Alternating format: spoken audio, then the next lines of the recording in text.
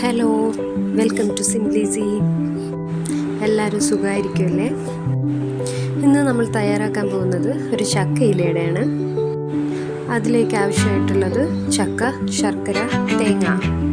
നമ്മുടെ ആവശ്യത്തിനനുസരിച്ചിട്ടുള്ള ചക്ക കുരുവെല്ലാം മാറ്റി അത് നുറുക്കിയെടുക്കണം. ശേഷം അതിലേക്ക് മധുരത്തിന് ആവശ്യമായിട്ടുള്ള ശർക്കര ചേർക്കണം. അതിനൊപ്പം തന്നെ ഒരു മുറി തേങ്ങയും കൂടി ചിരകിയിട്ട് ചേർക്കണം. എന്നിട്ട് കൈകൊണ്ട് തന്നെ നന്നായിട്ട് ഇളക്കി യോജിപ്പിക്കുക. ഇനി അടയ്ക്ക് ആവശ്യമായിട്ടുള്ളത് 2 കപ്പ് അരിപ്പൊടിയിലേക്ക് 1 കപ്പ് ഗോതമ്പ് പൊടി ചേർക്കുന്നുണ്ട്.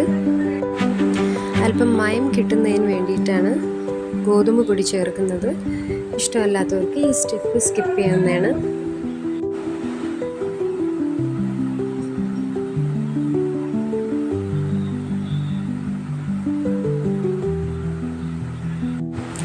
മൂന്ന് കപ്പ് തിളച്ച വെള്ളത്തിലേക്ക് 1 ടീസ്പൂൺ ഉപ്പും ചേർത്ത് അത് മാവിൽ കുഴയ്ക്കുക.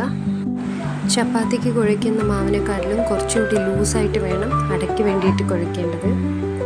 ഇലയുടെ തന്നെ പലതരത്തിൽ ചെയ്യുന്നുണ്ട്.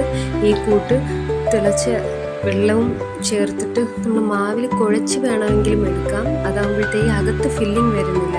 നമ്മളിന്ന് ചെയ്യുന്നത് അടയ്ക്ക് ഉള്ളിൽ ഫില്ലിങ് വരുന്ന രീതിയിലാണ്. നമ്മളിന്ന് എടുത്തേക്കുന്ന ഇല വട്ടയിലയാണ്. പല പ്രദേശങ്ങളിൽ പല പേരുകളിലാണ് ഈ ഇല അറിയപ്പെടുന്നത്. നമ്മുടെ വീഡിയോ കാണുന്നവർ അതൊന്ന് കമൻറ്റ് സെക്ഷനിൽ നിങ്ങളുടെ നാട്ടിൽ എന്താ പറയുന്നതെന്ന് പറഞ്ഞു കഴിഞ്ഞാൽ അത് നമുക്ക് കുറച്ചുകൂടി ഉപകാരമാകും.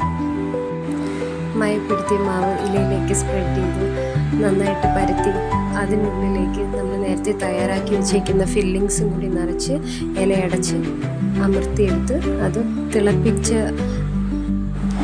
വെള്ളം തിളയ്ക്കുന്ന ചെമ്പിലേക്ക് വെച്ച് 1/2 മുതൽ 3/4 മണിക്കൂർ വരെ വേവിക്കുക. ഗോതമ്പ് മാവ് ചേർത്തത് കൊണ്ടാണ് 1/2 മുതൽ 3/4 മണിക്കൂർ വരെ എന്ന് ഞാൻ പറഞ്ഞത്. രുചികരം ഒന്നുകൂടി ചൂടാറിയതിനു ശേഷം കഴിക്കുന്നതാണ്. എന്നാൽ ഏറെ രുചികരമായിട്ട് എനിക്ക് തോന്നിയിട്ടുള്ളത് അത് അടുത്ത ദിവസം രാവിലെ കഴിക്കുമ്പോഴാണ്.